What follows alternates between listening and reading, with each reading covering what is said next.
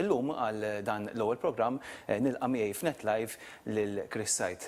Chris, insellimlek nilqak magħna. Insellimlek Robertu, grazzi tal-istedina. Qabel nibdew din l-intervista ħanatu ħarsa lejn profil qasir ħafna illi ħejjejna u mbagħad nibdew nagħmlu domandi tagħna. Chris Said għandu 47 sena u twilet in-Nadur Għawdex. Miżżewweġ lil Linda u għandhom 3 tfal, Anastasia, Andrea u Benjamin. Iħobb jaqra, isifer u jsegwi l-futbol.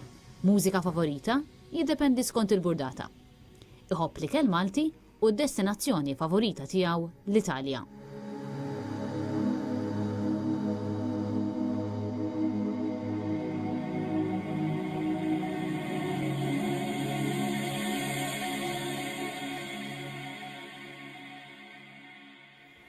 Feature qasir illi laqana mal-kandidat illi se nitkellmu miegħu llum, Chris Said, għalaq b'dik il-kwotazzjoni qasira.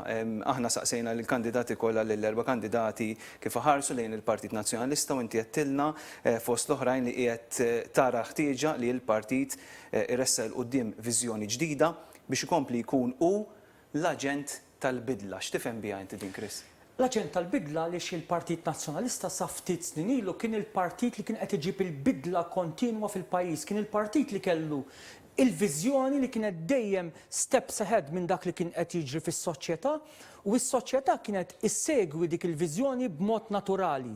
Li ġralna fl-aħħar snin dik il-viżjoni staġnat, il-bdil fis-soċjetà, il-bdil maġġel fis-soċjetà għaddiena u l-Partit Nazzjonalista spiċċa jirreaġixxi kultant tard u kultant jaffiġa wkoll. Irridu nerġgħu niġu l-partit b'viżjoni li terġa' tkun steps ahead il-qudiem minn dak li qed jiġri fis-soċjetà biex is-soċjetà issegwi dik il-viżjoni tal-Partit Nazzjonalista. Il-Partit Nazzjonalista li jkun l-aġent tal-bidla f'pajjiżna kif kien fl-aħħar mill-aħħar dejjem kien il-partit li ma beżax jidħol kontra kull kurrent biex pajjiżna jsir indipendenti, kien il-partit li ħadem biex pajjiżna jkollna d-demokrazija, il-libertà, il-ġustizzja, kien il-partit li ħadem biex insiru pajjiż modern u Ewropew. U rridu nerġgħu niġu l-partit b'viżjoni li terġa' tpoġġi lil dan il-partit l-għażla awtomatika tal-maġġoranza tas-soċjetà tagħna. Qabel ma nifukaw ftit fuq numru ta' temi, inkluż kif inti tħares lejn ir-rwol tal-medja tal-Partit Nazzjonalista, ir-rispons, ir-reazzjoni li qed ikun hemm mingħand in-nies, il-feedback li qed ikollok naf li inti b'mod frekwenti ta' kuljum qiegħed tiltaqa' ma' ħafna nies, inkluż f'diversi lokalitajiet. X'feedback qiegħed ikollok, Chris? Feedback eċċezzjonali, Robert, jien stess ma stennejtx hekk. Fil-verità, f'dan l-aħħar xahar issa minn meta ħabbart li kelli l-intenzjoni li nikkontesta għal kariga ta' kap tal-partit, bdejt b'numru tal-laqat kontinwi mal-membri tal-Kunsill Ġenerali u wkoll mat-tesserati f'Malta u f'Għawdex. Irrid ngħid li fost il-membri tal-partit hemm nies li verament iħobbu lil dan il-partit u verament iħobbu lil dan il-pajjiż. L-inkwiet ta' dawn in-nies u kif dan il-partit ser jerġa' jissaħħaħ. L-inkwiet ta' dawn in-nies u kif dan il-partit se jkun maqut. Kif se nagħmlu biex nerġgħu nġibuh partit li verament ikollu l-fiduċja tal-maġġoranza tal-poplu Malti Għawdex. Allura dawn il-laqgħat qed jagħtuni l-okkażjoni fejn niltaqa' wieħed nista' ngħid one to one ma' numru ta' nies u f'dawn il-laqgħat qed joħorġu diversi punti interessanti. Punti interessanti dwar kif nistgħu norganizzaw dan il-partit aħjar, punti interessanti kif dan il-partit jista' jkollu viżjoni futura għal dan il-pajjiż u għal dan il-poplu tagħna, punti interessanti wkoll dwar kemm importanti li dan il-partit ikollu l-kuntatt kontinwu mal-familji kollha ta' pajjiżna ma' kull persuna u b'mod partikolari wkoll ma' laqdiet li jiffurmaw is-soċjetà tagħna. Aħna partit illi fl-aħħar snin forsi ma tkellemniex biżżejjed ma' dawk laqdiet li jiffurmaw is-soċjetà tagħna, laqdiet soċjali fil-qasam tad-diżabilità, fl-oqsma l-oħra, laqdiet kulturali, laqdiet tal-festi, numru kbir ta' qdiet li jirrappreżentaw is-soċjetà kollha tagħna. Irridu nerġgħu noħolqu dik il-linja ta' komunikazzjoni. U mhux biss nikkomunikaw magħhom, Robert, imma nifhmuhom, nifhmu wkoll x'inhuma l-aspirazzjonijiet u l-problemi tagħhom u nirrispondu għal dawn il-problemi billi noħolqu u noħorġu bis-soluzzjonijiet kemm għal dawn l-laqdiet kif ukoll għall familji tagħna. U biss meta jirnexxilna nagħmlu dan illi nistgħu verament nerġgħu niġu l-partit li jirrappreżenta l-maġġoranza tan-nies, il-partit tan-nies. Irridu wkoll nerġgħu nsiru l-partit li miegħu tista' tasal. F'dawn il-laqat man-nies joħroġ ħafna kemm hemm weġat li ġejjin sempliċement għax il-partit matul is-snin injora ċertu nies. U allura l-importanza li nerġgħu indaħlu l-mentalità li iva dan hu partit li miegħu tista' tasal, li miegħu inti tpoġġi bil-qiegħda, jifhem il-problema tiegħek, ma mhux biss jifhem il-problema tiegħek imma jagħtik is-soluzzjoni. Dment li soluzzjoni legali m'hemmx tidwir mal-lewża ejja ħammorru għal dik is-soluzzjoni. U allura bija bħala kap tal-Partit Nazzjonalista nassigura li d-deputati, il-kandidati, dawk li jkunu qegħdin jirrappreżentaw il-partit ma jkollhom l-ebda diffikultà li f'dawn it-tip ta' sitwazzjonijiet jikkommettu ruhom għas soluzzjonijiet. Għax hekk biss nistgħu nerġgħu insiru l-partit li miegħu tista' tasal. Xtaqt nifoka ftit fuq il-medja tal-Partit Nazzjonalista.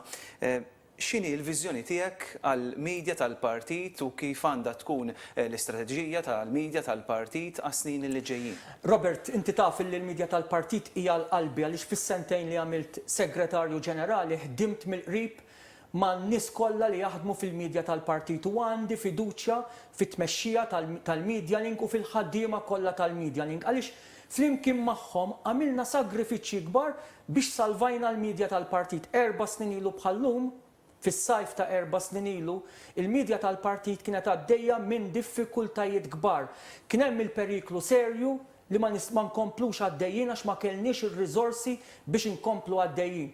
Grazzi għas-sagrifiċċju li sar mill-ħaddiema u mill-management irnexxilna noħorġu minn dik il-fażi ta' diffikultà. U jien dak is-sagrifiċċju mhu ser ninsih qatt.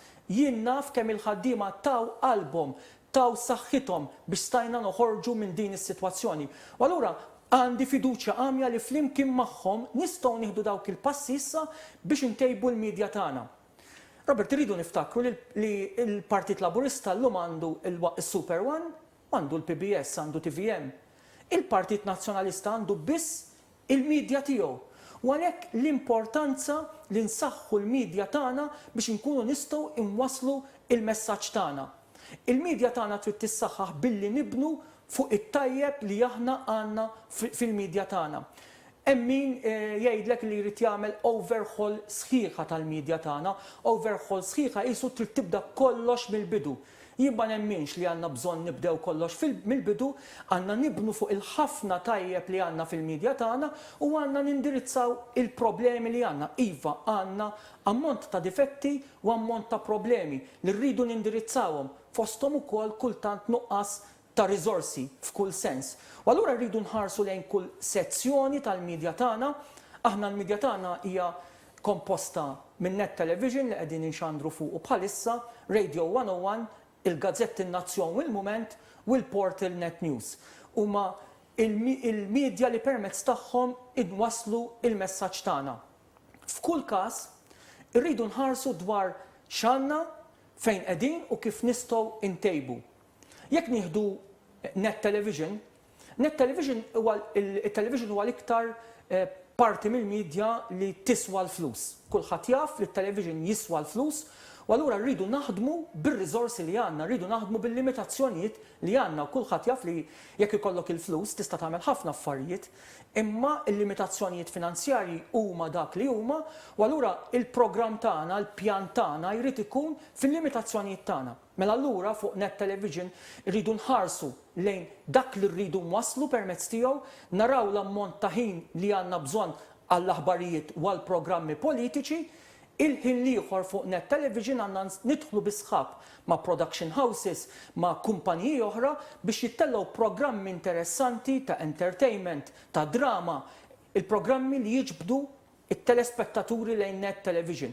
Biex allura jkollna mudell fejn aħna bħala partit niffukaw bil-Kamra tal-Aħbarijiet tagħna fuq perjodu ta' ħin speċifiku matul il-ġurnata li fih inwasslu l-aħbar u jkollna l-programmi politiċi U l-kumplament tal-ħin ma jkunx il-ħin li qed jixrobilna r-riżorsi u l-flus, imma aktar ikun qed jagħtina l-flus milli jixrobilna u fl-istess ħin ikun hemm programmi interessanti li jiġbdu n-nies biex jaraw net television. Ma nistgħux nibqgħu b'udjenza ta' 10 sa 15%.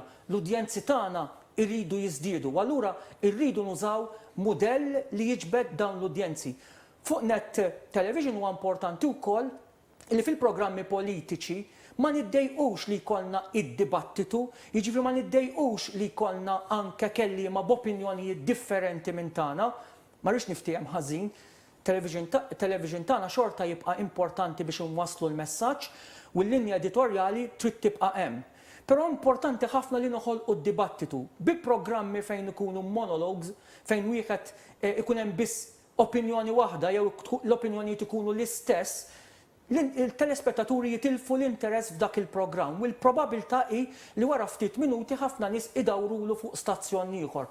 U allura ma rridux nibżgħu iva issa nafu wkoll li intom tagħmluha Robert, inti u sħabek tistiednu anke kelliema min-naħa l-oħra, kelliema b'opinjonijiet differenti, ħafna drabi ma jaċċettawx, però rridu nibqgħu nippruvaw noħolqu id-dibattitu anke fil-programmi ta' net television.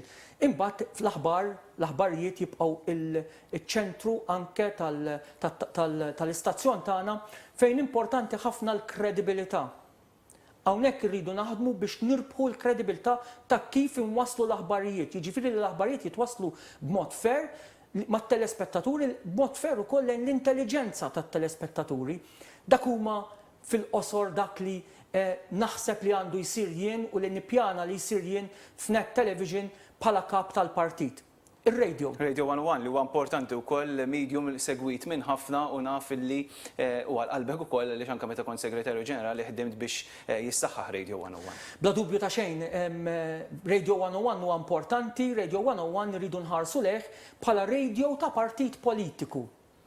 Ma nistax ikun radio mainstream li ħabbata ma' radio soħra li xandru bħala radio mainstream, ma rridu nqisuh bħala radio ta' partit politiku, allura rrid ikollna aktar talk shows bi preżentaturi li ġejjin minn ambjenti differenti biex nassiguraw li talk show ma tkunx bħal oħra. Allura rridu jiżdiedu l-programmi politiċi fuq radio, il-programmi ta' diskussjoni fuq Radio 101, irridu jiżdiedu wkoll il-programmi fejn il-semmija jkollhom l-opportunità li jsemmaw il-vuċi tagħhom biex niftehmu fejn ikunu jistgħu allura jagħmlu telefonati, jibatu l-kummenti tagħhom u dawn jiġu dibattuti waqt il-programmi fuq Radio 101. Però underlining kollox huwa l-fatt li Radio 101 jibqa' radio ta' partit politiku, allura radio li xandar fuq il-linja politika.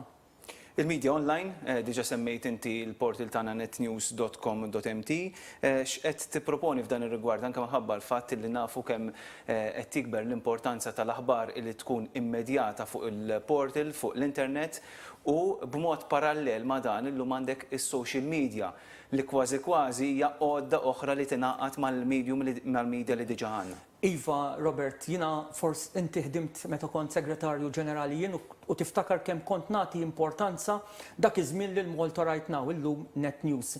Fil-verità hija l-aktar medium importanti. Għaliex hija l-aktar segwita. Hija l-medium fejn l-iktar li l-aħbar tagħna tiġi assorbita minn nies f'Malta u Għawdex. U allura rridu nkomplu ntejbuha diġà sar ħafna xogħol tajjeb. Illum għandna portal li qed jiġi segwit li n-nies li jsegwuh dejjem qed jiżdied, però rridu naħdmu kif semmejt tant tajjeb inti fuq l-immedjatezza. Jiġifieri li l-aħbar titla' mill-ewwel, li filmati jitelgħu mill-ewwel, li jkun hemm il-kollegament ukoll tal-portal ma' social media, u allura dawk l-aħbarijiet jitferxu fuq il-Facebook u fuq il-Twitter, xi ħaġa li diġà qiegħda ssir, però li ssir b'mod iktar immedjat li aħna rridu nkunu l-ewwel li noħorġu bl-aħbar.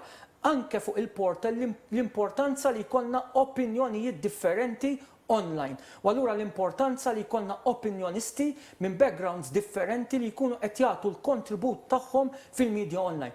Fi ftit kliem il-portal jibqa' l-iktar medium importanti u se jkun l-aktar medium importanti fil-futur immedjat. Għaliex permezz tiegħu tista' twassal l-aħbar b'mod immedjat u għaliex ukoll illum ħafna nies qed jażlu li jaraw l-aħbar jew jisemgħu l-aħbar minn fuq is-social media jew minn fuq il-portals u mhux iktar mir-radio jew mit-television. Għandna wkoll kif nafu f'dan il-media group il-gazzetti In-Nazzjon u Il-Mument, kif beħsiebek issaħħaħhom inti? Robert, il-gazzetti In-Nazzjon u Il-Mument meta kont segretarju ġenerali kien hemm bżonn li jittieħdu deċiżjonijiet importanti. Il-periklu kien li ma jibqgħux joħorġu għaliex dak iż-żmien il-gazzetti kienu qed jagħmlu telf ta' madwar 400,000 nofs miljun fis-sena, nofs miljun euro fis-sena. U kienet xi ħaġa tal-iskantament għaliex meta tara l-medja tal-partit, it-television in-nies jarawhom ma jħallsux, ir-radio in-nies jisimgħuhom ma jħallsux, il-portal in-nies jaqraw l-aħbar u ma jħallsux. L-uniku medja tal-partit fejn wieħed iħallas għalija huma n-Nazzjon u Il-Mument u minkejja dan xorta minħabba l-istruttura li kellna kienu qed jitilfu l-flus. B'deċiżjonijiet importanti, ibsin, li ma ddejjaqx naħodhom iżda ħadthom b'responsabilità kbira, il-gazzetti tal-Partit In-Nazzjon u Il-Mument minn telf ta' kważi nofs miljun fis-sena illum qed jagħmlu qlieħ ta' kważi nofs miljun fis-sena, turnaround totali ta' 100%. Immissa importanti ngħaddu għal kontenut tagħhom. Il-gazzetti ftit mhux il-gazzetti tagħna biss, imma l-gazzetti kollha qed jitilfu l-importanza tagħhom, qed jitilfu qed jonqos it-tqassim tagħhom, qed jaqrawhom, qed jixtruhom dejjem inqas nies. Prodment li għad hemm nies li jridu jixtru l-gazzetta, aħna rridu nkomplu noffru dan is-servizz. U fil-waqt li il-Nazzjon tinxtara minn ftit eluf kuljum, Il-Mument għandha ċirkulazzjoni ferm ikbar nhar ta' Ħadd. U allura peress ukoll li l-aħbar illum saret immedjata u toħroġ fil-portal, fit-television, fil-radio, irridu naraw li ħadd m'għadu jixtri l-gazzetta biex minna jkun isir jaf l-aħbar, irridu nużaw il-gazzetti biex nitlu aktar fil-fond tal-aħbar, u allura il-kummenti fuq l-aħbar, l-opinjonijiet fuq l-aħbar, biex allura wieħed hemmhekk ikun jista' jidħol aktar fil-fond tal-aħbar u jara l-opinjonijiet fuq l-aħbar li tkun ġrat. Bekk nassiguraw li l-gazzetti wkoll jibqgħu relevanti għaż-żminijiet tal-lum. Waqt din it-taħdita kont qed nieħu wkoll ftit noti għaliex laqtuni uħud mill-kummenti li għaddejt. Fost l-oħrajn il-fatt li tixtieq iddaħħal idejat friski fil-medja tal-partit. Semmejt il-ħna differenti fuq ir-radio, programmi differenti fuq it-television u opinjonijiet differenti fuq il-portal, fuq il-gazzetta. Fl-aħħar mill-aħħar dawn l-idejat differenti kemm jagħmlu ġid għall-Partit Nazzjonalista il-fatt li inti tisma' opinjonijiet li fl-aħħar mill-aħħar ma jkunux neċessarjament jaqblu strettament jew ġejjin minn nies li huma msieħba fil-Partit Nazzjonalista, x'ġid iħallulu l-partit? Jagħmlulu ġid kbir. Għaliex meta inti għandek opinjonijiet differenti, s-semmija tagħna u t-telespettaturi tagħna li huma semmija u telespettaturi intelligenti sa jkunu jistgħu jiżnu dak li jkun qed jingħad fl-opinjonijiet differenti u jaraw li l-opinjoni ta' dawk li qed jirrappreżentaw lil Partit Nazzjonalista hija l-opinjoni li għandha missewwa, hija l-opinjoni li hija ta' partit li jrid il-ġid lil dan il-pajjiż, hija opinjoni ta' partit li jrid itejjeb il-kwalità tal-ħajja tal-poplu Malti Wawċi. Allura iva l-importanza li nirrispettaw l-intelligenza tas-semmija u tat-telespettaturi tagħna billi jisemgħu l-opinjonijiet differenti, ikunu jistgħu jiżnu huma u jaslu għal konklużjonijiet tagħhom. Il-linja editorjali tibqa' l-linja editorjali ta' dak ta' medja li owned mill-Partit Nazzjonalista. Però meta inti tħabbat opinjonijiet differenti, ikun qed isir aktar ġid milli nispiċċaw nitkellmu weħedna, milli nispiċċaw naqblu l-ħin kollu ma' xulxin, milli nispiċċaw il-ħin kollu f'monolog. U allura nemmen ħafna iva li din tagħmel aktar ġid milli ħsara lil Partit Nazzjonalista. Imma temmen li anke fl-aħħar mill-aħħar tkun qed tilħaq aktar nies b'dan il-mod jiġifieri politikament kemm tagħmel sens għall-Partit Nazzjonalista anke meta nafu li kien hemm pockets ta' nies, gruppi ta' nies fl-aħħar żewġ elezzjonijiet li l-Partit Nazzjonalista b'xi mod jew ieħor dawn ma laħaqhomx. Jista' jkun b'dan il-metodu differenti jilħaqhom lil dawn in-nies? Iva, u dak l-iskop biex nilħu dan il-pockets ta' nies li mhumiex jisimgħuna jew mhumiex jarawna. Jekk se nibqgħu nkunu partiġjani jew jekk se nibqgħu nkunu biss qed nitkellmu magħna nfusna, se jibqgħu jarawna biss sezzjoni żgħira ta' nies, 10-15%. Biex aħna nżidu t-telespettaturi u s-semmija tagħna, Irid ikun hemm id-dibattitu, irid ikun hemm affarijiet interessanti. Kif spjegajtlek Robert, jekk inti jkollok programm fuq it-television jew fuq ir-radio fejn inkunu jien u int u l-ħin kollu qed naqblu ma' xulxin u jien ngħid għax kif qal Robert u inti tgħid għax jien naqbel ma' Chris. Min ikun qed jisemgħu, il-maġġor parti ta' dawk li jkunu qed jisemgħu jew jarawna wara ftit jaqilbulu. Mentri jekk ikun hemm id-diskussjoni, jekk ikun hemm l-opinjonijiet differenti, dak li jkun jibqa' jisma' żewġ opinjonijiet, it-tlet opinjonijiet ikunu kemm ikunu, biex imbagħad jasal għal konklużjoni tiegħu. Iva, allura dik tagħmel ġid kbir, li l-partit tagħmel ġid kbir ukoll lill-midja tagħna għaliex jiżdiedu sostanzjalment is-semmija u t-telespettaturi. U hekk biss nistgħu nżidu is-semmija u t-telespettaturi għall-midja tagħna. Fukajna ħafna fuq il-medja u xtaqt li fl-aħħar 10 minuti ta' dan il-programm forsi mmissu ma' temi oħrajn qed tenfasizza ħafna fuq il-kelma esperjenza. Spjegalna ftit u xtaqt li tispjega li dawk li qed iseguna llum x'qed tifhem biha esperjenza u għaliex qed titkellem ħafna fuq l-esperjenza. Din x'importanza għandha li? Għaliex Robert jiena dħalt fil-Partit Nazzjonalista madwar bejn wieħed ieħor 33 sen ilu meta kelli 13-14 sena f'kumitat żgħir tal-MZPN tal-lokalità tiegħi. U minn hemm f'dawn it-33 sena ma kienx hemm ġurnata waħda li jien ma kontx fil-politika, li jien ma kontx attiv fil-Partit Nazzjonalista. 33 sena fejn fihom tlajt skalluna MZPN Tawdex, MZPN Nazzjonali, Kumitat Sezzjonali tal-Lokalità tiegħi, Kumitat Distrettwali fid-distrett tiegħi, Kunsulier fil-lokalità tiegħi, Sindku għal 9 snin, Segretarju Parlamentari, Ministru għal żmien qasir, Segretarju Ġenerali għal 2 snin u deputat anke fl-oppożizzjoni. Din hija l-esperjenza kollha li jinksibt. Jien lil dan il-partit nafu kważi bajnejja magħluqa għax kbirt fih, tlajt fih skalluna u għax nafu lil dan il-partit naf fejn hu tajjeb li għandu ħafna tajjeb dan il-partit u rridu nibnu fuq dak it-tajjeb. Hemm ħafna nies ġenwini u dawk in-nies ġenwini rridu niftħulhom il-bibberaħ biex jikkontribwixxu iżjed f'dan il-partit.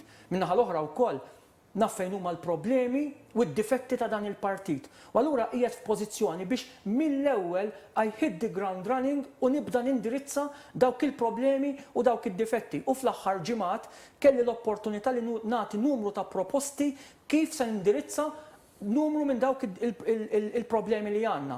Per eżempju, l-kumitati sezzjonali, in-nuqqas ta' street leaders, il-kuntatt man-nies, l-elkom, il-ħatra ta' segretarju ġenerali, nista' nibqa' nsemmi lista sħiħa ta' proposti kif insaħħu l-partit. Dal-partit m'għandniex bżonn kinsa u nitfgħu il kulħadd il-barra u nibdew mill-ġdid. F'dal-partit semmejtlek l-eżempju tal-midja fejn għandna l-ikbar ammont ta' impjegati. L-impjegati tal-midja mill-Kamra tal-Aħbarijiet l-iċkel impjegat fil-midja kollha qed jagħmlu sagrifiċċji kbar biex nagħtu l-aħjar possibbli fil-limitazzjonijiet li għandna. U allura f'dan il-partit it-tajjeb li għandna rridu nsaħħuh, rridu nibnu fuqu. Min-naħa l-oħra rridu nindirizzaw dawk il-problemi li għandna. Kemm taħseb illi kap tal-Partit Nazzjonalista bħala rwol ċentrali f'dan il-partit għandu jkun kapaċi iżewweġ flimkien l-element ta' esperjenza minnu veteran fil-partit minn għandu ċertu snin u background li ilu jaħdem f'dan il-partit u nies anke kandidati li rajnihom fl-aħħar elezzjoni ġenerali li daħlu fil-partit b'idea ġodda innovattivi kemm il-kapaċità li taqgħad iż-żewġ naħat flimkien biex tieħu l-aħjar taż-żewġ partijiet ta' din l-istampa kollha qed naħarsu lejha. Fil-fatt il-motto li għażiltu huwa flimkien nissaħħu biex nirbħu flimkien. Flimkien, jekk ma niġux flimkien, jekk ma ninaqdux, aħna partit bil-wien differenti. U allura rridu nikkonverġu, rridu naqdu l-dan il-partit. Inti semmejt dawk li ilhom fil-partit u dawk li daħlu fil-partit b'enerġija żagħżugħa. Però mhux biss. Għandna partit ukoll fejn hemm ċertu idejat differenti, rajnija dal-aħħar se nkomplu narawha fil-ġimgħat li ġejjin. Allura l-ewwel ħaġa li rridu nagħmlu hija li nirriaffermaw f'dak li nemmnu, f'dak li għadna flimkien. Aħna nemmnu fid-dinjità ta' kull persuna, prinċipju bażiku. Nemmnu fid-drittijiet fundamentali tal-bniedem, nemmnu fil-valur tal-ħajja mill-bidu sal-aħħar. Il-valur tas-solidarjetà, kemm sabiħa il-kelma solidarjetà fuqha biss tista' tibni programm sħiħ politiku, il-ġustizzja soċjali, il-valur tax-xogħol. Dawn huma kollha prinċipji fehmiet bażiċi li jaqduna mhux jifirduna, m'għandix dubju li kull min jimmilita fil-Partit Nazzjonalista dawn huma prinċipji li jaqbel fuqhom. Mela l-ewwel irridu nirreaffermaw dak li jaqadna, dak li naqblu fuqu. Min hemm il-qudiem irid jinħoloq id-dibattitu biex dejjem ikollna aġġornament tal-politika tagħna li kif spjegajt fil-bidu iġġibna b'viżjoni il-qudiem minn dak li qed jiġri fis-soċjetà biex is-soċjetà terġa' tibda issegwi b'mod naturali lil Partit Nazzjonalista. Huwa biss meta s-soċjetà tibda il-maġġoranza tas-soċjetà tibda ssegwi b'mod awtomatiku u naturali lil Partit Nazzjonalista li nerġgħu nsiru electable, li nerġgħu nsiru l-għażla awtomatika tal-maġġoranza tas-soċjetà. U allura bħala kap tal-Partit Nazzjonalista jkolli l-obbligu li mill-ewwel nibda biex nirriafferma dak li nemmnu fih, dak li għamilna dak li aħna, l-identità tal-Partit Nazzjonalista, dak li għamilna differenti wkoll mill-partiti l-oħra li għandna fil-pajjiż. Imbagħad minn hemm il-qudiem ngħaddu biex namlu l-aġġornament tal-politika tagħna, imma dak li nemmnu fih irridu nirriaffermawh. Interessanti dan li qed tirrimarka bħalissa l-aġġornament tal-politika tal-Partit Nazzjonalista li f'dawn l-aħħar ġranet semmejtu koll l-importanza li jsir studju tas-soċjetà u xtaqt li tispjegah anke l-benefiċċju ta' dawk li qed isegwuna, x'jiġifieri dan l-istudju tas-soċjetà u fejn se jwassalna? Illum kien hemm insaqsini, kien hemm gazzetta lokali li saqsitni inti taqbel li jsir rapport tat-telfa. Jiena naħseb li r-raġunijiet tat-telfa nafuhom u m'għandniex għalfejn noqogħdu nagħmlu rapporti. Imma importanti li nagħmlu rapport dwar kif inbidlet is-soċjetà tagħna fl-aħħar 10 snin u kif iktar importanti kif mistennija tinbidel fil-5, 10, 15-il sena li ġejjin. Għaliex? Biex ikollna ritratt tas-soċjetà tagħna, ta' x'inhu jiġri fis-soċjetà tagħna, biex imbagħad abbażi ta' dak ir-rapport li jibqa' jiġi updated minn żmien għal żmien, nerġgħu ndaħlu fil-partit il-ħassieba, it-thinkers group ta' nies akademiċi, ħassieba żgħażagħ, ħaddiema, nisa mix tajba li jkunu qegħdin kontinwament jixprunaw lil Partit Nazzjonalista bl-idejat. Idejat li jkunu bbażati fuq dak li qed jiġri fis-soċjetà, idejat li jkunu jirrispettaw il-prinċipji bażiċi tagħna li nkunu diġà rriaffermajna kif diġà spjegajtlek, illi mbagħad dawk l-idejat jgħinuna naġnu il-politika tagħna, il-policies tagħna li jġibuna passi il qudiem minn dak li qed jiġri fis-soċjetà. Meta naslu hemm blajnuna ta' dan is-setup u ta' dawn in-nies kollha nkunu f'pożizzjoni li l-maġġoranza tas-soċjetà terġa' tibda segwina. Fuq nota ftit leġġera li wasalna lejn tmiem il-programm, bla dubju li għalikom din il-kampanja qiegħda tkun waħda ta' impenn kbir. Qed intiltaqgħu man-nies kważi ta' kuljum u jien sinċerament ma nafx kif qed tlaħqu imma qegħdin tlaħqu għaliex inti personali qiegħed tiltaqa' ma' ammonti kbar ta' nies ta' kuljum u fl-aħħar mill-aħħar qegħdin tisimgħu lil dawn in-nies, jiġifieri min jaf kemm qegħdin tisimgħu ideat, proposti u mhux biss nies li ġejjin mill-qalba tal-Partit Nazzjonalista iżda anke mill-pubbliku ġenerali. U li qed issir fl-eqel tas-sajf. Ekku. Ma xorta qed naraw gażini mimlijin, jiġri l-entużjażmu hemmhekk qiegħed fost in-nies. Impressjonat kif fil-laqat li qed isiru fil-każini qed ikun hemm dak l-ammont ta' nies f'dik is-sħana hemmhekk jisemgħu għal satejn u nofs jipparteċipaw bil-mistoqsijiet u dik turi ħaġa waħda. Kemmu kbir dan il-partit li għadda minn xi xadda, anka żewġ telfit li għaddejna minnhom, jibqa' partit kbir, jibqa' partit b'saħħtu bażi tajba. U għalhekk Robert irridu nibnu fuq it-tajjeb li għandu dal-partit. Dal-partit hemm barra għandu ħafna nies tajbin u validi. Irridu nibnu fuqhom. U dak li se nkun qed nagħmel għax dak li qed nitgħallem minn din il-kampanja. Qed nagħmel sforz kbir biex niltaqa' mal-akbar ammont kbir ta' nies, mal-akbar ammont possibbli ta' nies. Mhux faċli, però se nipprova niltaqa' ma' kull membru tal-Kunsill Ġenerali li rridu ngħidu minn 900 tela għal 1400 membru f'dawn l-aħħar sentejn u allura hemm 500 persuna iżjed li rridu niltaqgħu magħhom fi żmien qasir. Qed nipprova niltaqgħu wkoll mal-ikbar ammont ta' tesserati f'dawn il-laqat fil-każini u fl-attivitajiet soċjali bħal festi. Esperjenza pożittiva ħafna li timlini b'kuraġġ li meta nkun kap ta' dan il-partit nkun f'pożizzjoni li nibni fuq dawn l-eluf ta' nies li lesti joffru l-enerġija u s-saħħa kollha tagħhom biex dan il-Partit Nazzjonalista jissaħħaħ u jkun f'pożizzjoni li jirbaħ lura l-maġġoranza tal-poplu Malti u Awċi. Chris Said, grazzi ħafna tal-li kont magħna u nawguralek ukoll għal din l-elezzjoni.